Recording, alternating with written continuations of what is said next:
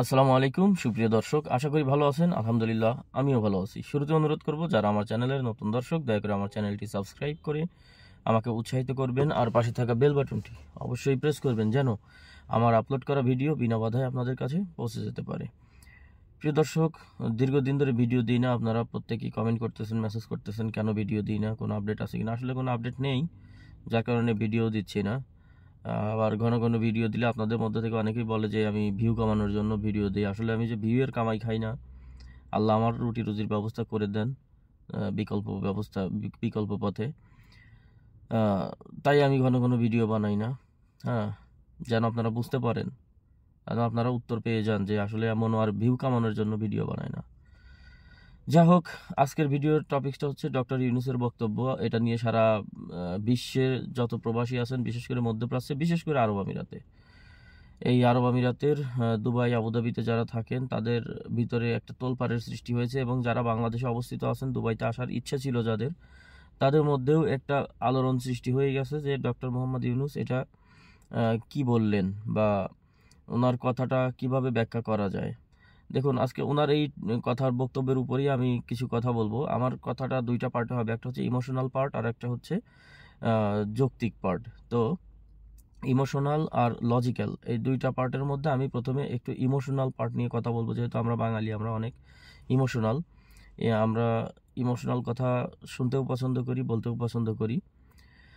তো বিষয়টা হচ্ছে, ইমোশনাল পার্ট হচ্ছে এইটা। আমার ওই ভিডিওটা আমি আমার কখনো কোনো ভিডিওকে শেয়ার করতে বলি না, কিন্তু এই ভিডিওটা আমি বলবো যে আপনাদেরকে একটু রিকোয়েস্ট করতেছি, এই ভিডিওটা শেয়ার করে দিন। আমি চাই আমার এই ভিডিওটা, আমার এই কথাগুলো ডক্টর ইউনূস পর্যন্ত পৌঁছে যাক। হয়তো বা যাবে না, কিন্তু আমি চাই পৌঁছে যাক, তিনিও আমার কথাগুলো শুনুক।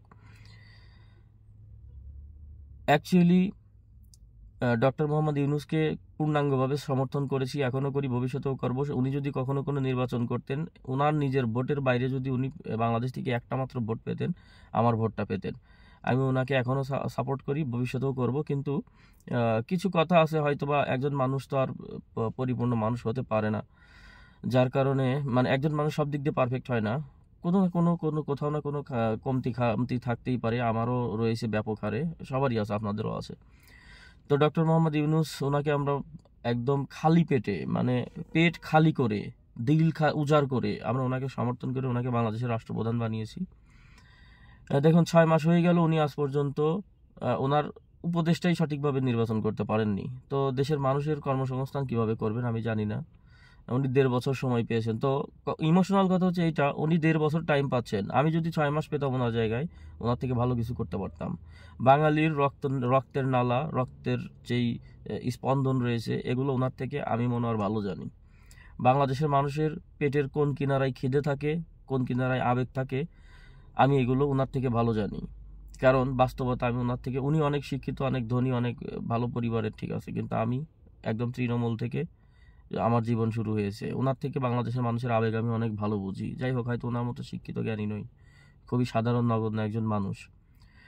তো উনি যে লজ্জাবোধটা করেছেন, সেটা নিয়ে, এটাও ইমোশনালের মধ্যেই পড়ে, আবেগী কথাবার্তার মধ্যেই পড়ে। উনি যে লজ্জা মানে ফিল শেম, উনি যে লজ্জা অনুভবটা করেছেন বাঙালি জাতির উপরে, আমি মনে করি উনি সহ বাংলাদেশের যে রাষ্ট্রপ্রধান আজ পর্যন্ত হয়েছেন, তাদের প্রত্যেকের উচিত নিজেদের উপরে লজ্জাবোধ করা, লজ্জা অনুভব করা, নিজেদের উপরে লজ্জিত হওয়া। এটা আমি মনে করি। কেননা ওনার বক্তব্যটা আপনারা সারা বাংলাদেশের মানুষ, সারা পৃথিবীর মানুষ শুনেছেন যে আরব আমিরাতে ভুয়া ডাক্তার, ভুয়া ইঞ্জিনিয়ার, ভুয়া সব কিছু সার্টিফিকেট করে এখানে মানুষ ভিসা নেয়, এবং এখানকার কর্তৃপক্ষ বাংলাদেশের কোনো ডকুমেন্টসই এখন আর বিশ্বাস করতে চায় না। এর কারণে উনি বাঙালি জাতির উপরে লজ্জিত। আসলে বাঙালি জাতির উপরে লজ্জিত না হয়ে নিজেদের উপরে, রাষ্ট্রপ্রধানদের উপরে, উনি সহ, ডক্টর মোহাম্মদ ইউনূস সহ আজ পর্যন্ত যত রাষ্ট্রপ্রধান বাংলাদেশে হয়েছে, তাদের উচিত নিজেদের উপরে লজ্জিত হওয়া। এই জাতির কি দোষ বলেন?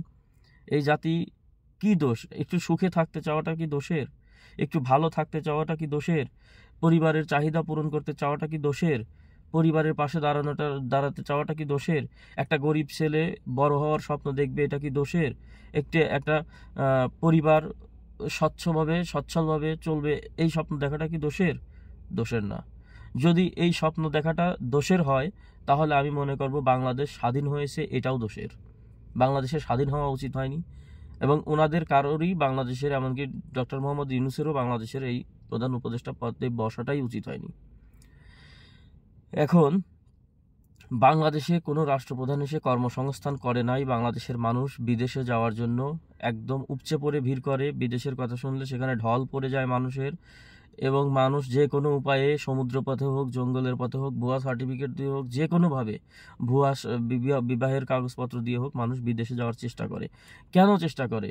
দেশে কোনো কর্মসংস্থান নাই বলেই তো এই চেষ্টাটা মানুষ করে।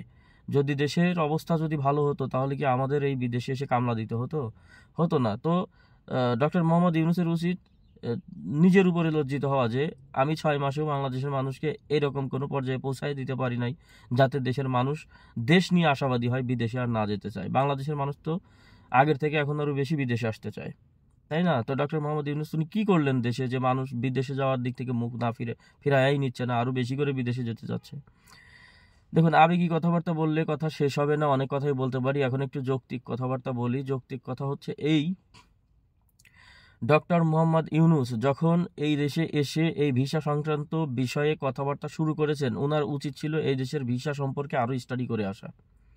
ডক্টর মোহাম্মদ ইউনূস উনি আমেরিকাতে থাকেন, অথবা ইউরোপের ভিসা সম্পর্কে, আমেরিকার ভিসা সম্পর্কে, এই ধরনের দেশের ভিসা সম্পর্কে, ইমিগ্রেশন ল সম্পর্কে, ওনার ভিসার ক্যাটাগরি সম্পর্কে ওনার নলেজ থাকতে পারে।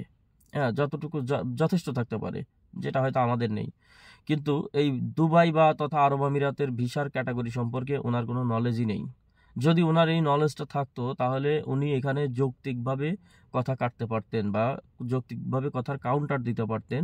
হ্যাঁ, উনিও যৌক্তিকতা দেখাইতে পারতেন। ওনাকে এখানে লজ্জিত হয়ে দেশে ফেরত যেতে হতো না। যদি আজকে ওনার জায়গায় এখানে আমি থাকতাম, আমি কি কথাগুলো বলতাম? যখন এখানকার কর্তৃপক্ষ এই কথাগুলো বলল যে আমার দেশের মানুষ বা বাংলাদেশের মানুষ এখানে ভুয়া সার্টিফিকেট, ভুয়া ডক্টরেট সার্টিফিকেট, ভুয়া গ্রাজুয়েশন, ভুয়া ইঞ্জিনিয়ার, এগুলো নিয়ে এসে এখানে নিম্নমানের কাজ করে, লেবারি করে, তো ওই সময় আমি কি বলতাম? আর ডক্টর মোহাম্মদ ইউনূস কি বলেছেন? ডক্টর মোহাম্মদ ইউনূস চুপ ছিলেন, উনি শুধু লজ্জাবোধ করেছেন, কিন্তু আমি লজ্জাবোধ করতাম না। আমি বরঞ্চ এই লজ্জাটাকে শক্তিতে রূপান্তরিত করতাম।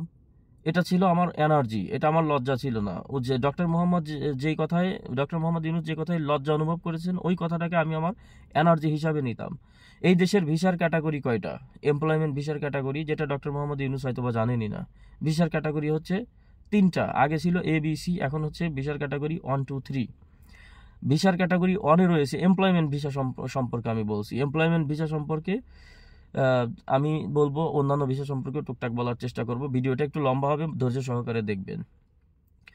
ক্যাটাগরি 1 যে এমপ্লয়মেন্ট ভিসা, সেটার মধ্যে রয়েছে কোম্পানির chairman, CEO, director, managing director, এই জাতীয়, ঠিক আছে, জেনারেল ম্যানেজার, এই জাতীয় যেই পদবিগুলো রয়েছে, এগুলো করতে অনার্স অথবা মাস্টার্সের সার্টিফিকেট লাগে। মাস্টার্স হলে বেশি ভালো হয়।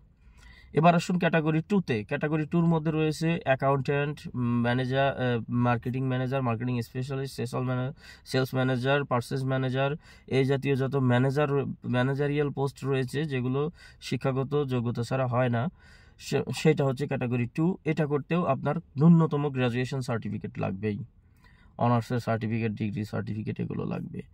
ক্যাটাগরি 3-র মধ্যে রয়েছে দুনিয়ার সব ধরনের পদবি, যেটা ক্লিনার, ড্রাইভার, ম্যাসেঞ্জার, তারপরে আপনার ওয়েটার, তারপরে আপনার cleaner, road cleaner, construction labour, it's etcetera. অনেক কিছু রয়েছে ক্যাটাগরি 3-র মধ্যে। তো এটা করতে কোনো ধরনের কোনো লেবারের প্রয়োজন, কোনো ধরনের কোনো সার্টিফিকেটের প্রয়োজন নেই। এটা হচ্ছে সরাসরি লেবার ক্যাটাগরির ভিসা। তো এই এমপ্লয়মেন্ট যে 3 ক্যাটাগরির মধ্যে, বাংলাদেশিদের মধ্যে লেবার ক্যাটাগরি যেটা, সেটা বহু আগেই এদেশের গভর্নমেন্ট বন্ধ করে রেখেছে। তো আপনি জানেন যে বাংলাদেশ থেকে আসবে লেবার যাদের কোনো ধরনের কোনো সার্টিফিকেট নেই। ডক্টর মোহাম্মদ ইউনূস হয়তো এটা জানেনই না যে বাংলাদেশ থেকে আরব আমিরাতে যারা আসেন, তারা মেট্রিক পাসও করে আসেন না, অনেকে আছে নামও সই করতে পারেন না। তো এই লোকগুলো অনার্স মাস্টার্সের সার্টিফিকেট কোথায় পাবে? ঠিক আছে, কিন্তু ওই লোকগুলোকে তো পরিবারের স্বার্থে, নিজের ফিউচারের স্বার্থে, দেশের অর্থনৈতিক অবস্থার যে বেহাল দুর্দশা, তো দেশের স্বার্থে ওই লোকগুলোকে তো বিদেশে যেতে হবে, বিদেশে আসতে হবে, আরব আমিরাতে আসতে হবে। এই লোকগুলোর জন্য ভিসার কোনো সুযোগ নেই আরব আমিরাতে, তাহলে এই লোকগুলো কিভাবে আসবে? এবার শিক্ষিত মানুষের কথা বলি। আরব আমিরাতে যেই স্যালারি স্কেল, যেই বেতনের যেই মাত্রা, বেতনের যেই রেঞ্জ, 1200-1500 দিরহাম বেতন, বাংলা টাকায় 30-40 হাজার টাকা বেতন পার করা বহু মুশকিল। যারা গ্রাজুয়েশন কমপ্লিট, যারা মাস্টার্স কমপ্লিট, যারা ডক্টরেট ডিগ্রি করা, MBBS ডক্টর যারা, তাদের কি খেয়ে কাম নাই এই আরব আমিরাত এই গরমের মধ্যে আসবে এই 3-4 হাজার দিরহাম, হয়তো সর্বোচ্চ একটা MBBS ডক্টর এখানে 5,000 দিরহাম বেতন পাবে। 5,000 দিরহাম মানে 1.5 লাখ টাকা কামাই করার জন্য আসবে। গ্রাজুয়েশন করা ভালো একটা স্টুডেন্ট বা মাস্টার্স করা স্টুডেন্ট বা যারা ইঞ্জিনিয়ার, যারা ডক্টর, এরা বাংলাদেশে বসেই লক্ষ লক্ষ টাকা ইনকাম করে। আবার যারা বাংলাদেশি ইনকামের সোর্স পাচ্ছে না, যাদের রেজাল্ট ভালো, তারা ইউরোপে, আমেরিকা, কানাডাতে, অস্ট্রেলিয়াতে চলে যাচ্ছে। তাহলে আরব আমিরাতে কেন আসবে এরা? কিন্তু বাংলাদেশ থেকে এই ধরনের মানুষকে আসার সুযোগ দিয়ে বসে রয়েছে। এবার আসুন, যারা আসবেই, মাস্টার্স করা, অনার্স করা, যারা আরব আমিরাতে আসবেই, এখানে ধরুন ইউরোপ, আমেরিকা, কানাডা যাবে না, এখানেই আসবে, তো এখানে আসার পরে তাদের কি অবস্থা হবে? বেতন কম, তাদের বেতন কম, চাকরি নাই, তারা বেকার থাকতে হয়।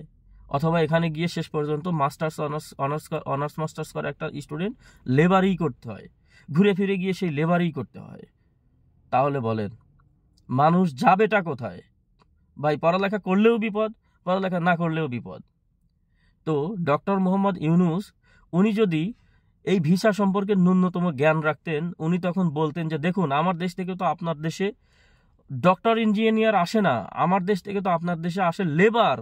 তাহলে আপনি লেবারদের কাছ থেকে সার্টিফিকেট কেন ডিমান্ড করেছেন? আপনি লেবার ক্যাটাগরি 3 ভিসা চালু করে দেন, যেটাতে কোনো ধরনের কোনো সার্টিফিকেট লাগবে না, শুধুমাত্র পাসপোর্টের কপি আর ছবি দিয়ে ভিসা হয়ে যাবে। আপনি দিয়ে রেখেছেন, আপনি নিবেন লেবার এই দেশে, করাবেন রাস্তাঘাট ক্লিনার, করাবেন টয়লেট পরিষ্কার, আর বাংলাদেশ থেকে আনতে চান আপনি অনার্স মাস্টার্স ডক্টরেট ডিগ্রি করা লোক। এই কথাটা বললেই হতো ডক্টর ইউনূসের, যে আপনি এটা কিভাবে এটা এক্সপেক্ট করেন যে বাংলাদেশ থেকে ডক্টরেট ডিগ্রি করে মানুষ এসে আপনার দেশের রোড ক্লিন করবে, আপনার দেশের টয়লেট ক্লিন করবে? How is it possible? এই প্রশ্নটা ডক্টর ইউনূসের মাথায় আসে নাই, কারণ উনি ভিসা সম্পর্কে জানেনই না। উনি জানেন শুধু লজ্জা পেতে, উনি শুধু লজ্জা পেতে জানেন।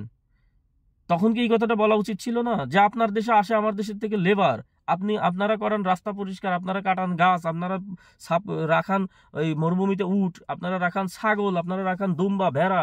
আমার দেশের ডক্টরেট ডিগ্রি করা MBBS ডক্টর, ইঞ্জিনিয়ার শিখে আপনার দেশে দুম্বা রাখবে, রাখালগিরি করবে? তো রাখবেন, রাখাল ভিসার ক্যাটাগরি করে দিচ্ছেন 2 আর 3, 1 আর 2। আপনার উচিত তো ভিসার ক্যাটাগরি 3 ওপেন করে দাও। আপনি লেবার ভিসা কেন বন্ধ রাখছেন? লেবার ওপেন করেন, তাহলে তার কোনো ভুয়া সার্টিফিকেট, ভুয়া ডকুমেন্টস আপনাকে দেখতে হবে না। আপনি এটা ওপেন করে দেন, বরঞ্চ ক্যাটাগরি 1 আর 2টা বন্ধ করে দেন। আমার দেশ থেকে কোনো ডক্টর ইঞ্জিনিয়ার আপনার দেশে আসবে না। আপনি 1 আর 2 বন্ধ করে ক্যাটাগরি 3 চালু করে দেন। যদি কেউ আসে, যদি ডক্টরেট ডিগ্রি করা লোকে এই দেশে আসে, তাকে লেবার ভিসায় আসতে হবে। আসুক, এসে উটের খামারে কাজ করুক, কোনো সমস্যা নেই। আপনার 1-2 ক্যাটাগরি চালু করার দরকার নেই, ক্যাটাগরি 3টা চালু করে দেন, আপনাকে আর ভুয়া ডকুমেন্টস দেখতে হবে না, তাই না? অথবা আপনি এভাবেও এই কথাটা বলতে পারতেন যে দেখুন, বিগত সরকারদের আমলে অনেক ধরনের দুর্নীতি হতো, তখন মানুষ ভুয়া সার্টিফিকেট, জাল সার্টিফিকেট করতে পারতো। ওই সময় অনেক ভুয়া ডকুমেন্টস, জাল ডকুমেন্টস নিয়ে মানুষ এই দেশে এসেছে। তো অনুগ্রহ করে আপনারা আবার নতুন করে চালু করে দেন। এখন আমরা সরকার ক্ষমতায় আছি, আর দুর্নীতি করার কোনো সুযোগ নাই, আর কেউ কোনো ধরনের ভুয়া সার্টিফিকেট, জাল সার্টিফিকেট তৈরি করতে পারবে না। এইদিকে আমি মোহাম্মদ ইউনূস আপনাদেরকে গ্যারান্টি দিচ্ছি যে আর কেউ ভুয়া জাল সার্টিফিকেট তৈরি করে আপনার দেশে আসবে না। যে আসবে সে জেনুইন সার্টিফিকেট দিয়ে আসবে। আপনি ভিসা চালু করে দেন, এই গ্যারান্টিটা আমি দিচ্ছি। ডক্টর মোহাম্মদ ইউনূস কি এই কথাটা বলতে পারতেন না? পারতেন। উনার মুখ বন্ধ ছিল, উনি কিছু বলতে পারে নাই, বরঞ্চ উনি মহিলা মানুষের মতো শুধু লজ্জা পেয়েছে। এই কারণেই আমি বলেছি যে আমার এই ভিডিওটা এত পরিমাণ শেয়ার করবেন, যেন ডক্টর মোহাম্মদ ইউনূস পর্যন্ত পৌঁছায় যায়। আসলে আমাদের দেশের যারা ক্ষমতায় আছেন, তারা বাঙালি জাতির উপকার তো কোনোদিন করতেই পারে নাই, বরঞ্চ সর্বনাশ যেভাবে করা যায় সেটা খুব ভালোভাবে করছে। ওনার এই মিটিং হওয়ার কোনো প্রয়োজন ছিল না। এর আগে আরব আমিরাতের রাষ্ট্রদূত বলেছিলেন যে জানুয়ারি ফেব্রুয়ারিতে গিয়ে ভিসা ওপেন করে দেবে বাংলাদেশের। তো যদি ফেব্রুয়ারিতে নাও দিত, হয়তো মার্চ এপ্রিলে গিয়ে দিত, বা জুন জুলাইতে গিয়ে দিত, অথবা এই বছরের শেষের দিকে হলেও দিত। কিন্তু ডক্টর মোহাম্মদ ইউনূসের এই মিটিংয়ের ফলে কি হয়েছে? ওরা তো আরো সুযোগ পেয়ে গেছে ভিসা বন্ধ রাখার, যে ওদের দেশের সরকারকে তো আমরা যেভাবে হোক বুঝবাজ দিয়ে দিছি, তারা তো মেনেই নিছে ভিসা বন্ধ রাখার। এটা স্যার জীবনে কোনদিন না করলেই বাকি। ডক্টর মোহাম্মদ ইউনুস কিন্তু এখান থেকে সারেন্ডার করে গেছে, যে উনি মেনেই নিছে যে বাংলাদেশিদের জন্য ভিসা, আরব আমিরাতের ভিসা বন্ধ থাকবে। তাইলে আর এই দেশের গভর্নমেন্ট না করলেই বাকি। আপনারা কেউ তার প্রশ্ন করতে পারবেন না যে আপনারা তো বলেছিলেন জানুয়ারি ফেব্রুয়ারিতে গিয়ে ভিসা চালু করে দেবেন, এখন দিলেন না কেন? এই প্রশ্নটা আর করতে পারবেন না, কারণ তারা বলবে যে তোমাদের দেশের গভর্নমেন্ট তো ফেইল্ড, আমাদের কথার উত্তর দিতে পারে নাই, এই জন্য আমরা বন্ধ রাখছি। তাই না বিষয়টা? তো আমাদের উপকার আসলে কোনো শালাও করে না। আমাদের জনগণের ওই জায়গায় অজায়গায় বাস আর হাতে হারিকেন, এটা সবাই ধরায় দেয়। আসলে আমরা মানুষ চিনতে ভুল করি, আমরা আবেগী জাতি। যে যে বলে আইরে তার পিছে যাইরে, আসলে যুক্তি দিয়ে কোনো কিছু বিচার করি না। হ্যাঁ, আমরা শুধুমাত্র ওই ঠেলাঠেলি নিয়ে ব্যস্ত, কে কার পক্ষে কে কার গ্রুপ। আসলে নিজেকে নিয়ে বা নিজের দেশ নিয়ে কেউ চিন্তা করি না। ডক্টর মোহাম্মদ ইউনুস যথেষ্ট ভালো মানুষ, সৎ ব্যক্তি, কিন্তু সব বিষয়ে সবার দক্ষতা থাকে না। হ্যাঁ, একসময় ভেবেছিলাম উনি দেশটাকে অনেক উপরে নিয়ে যাবে। হ্যাঁ, অনেক উপরে নিয়ে যাচ্ছে, অনেক সুনাম হচ্ছে, কিন্তু দেশের মানুষকে উপরে নিয়ে যেতে পারবে না। হ্যাঁ, দেশের মানুষের মনের মানে রক্তের যে মানে হার্টবিট যেটা আছে, রক্ত নালার মধ্যে যে কি বলে প্রবাহিত হয় রক্তের নালীতে, যেই স্পন্দনটা সৃষ্টি হয়, সেটা উনি ক্যালকুলেট করতে পারতেছেন না। মানুষের পেটে খিদা। হ্যাঁ, কেউ কি নোবেল পুরস্কার দিয়ে দিয়ে পানি খাবে? খাবে না। সো মনে করি, আমি আর কি বলবো, আমি ছোট মানুষ, আমার আর বলার কিছু নাই। ভিডিওটা অনেক লম্বা হয়ে গেল, ধৈর্য সহকারে আপনারা দেখেছেন, সেই জন্য অনেক অনেক ধন্যবাদ। তো সবাই ভালো থাকবেন, সবার জন্য শুভকামনা থাকলো।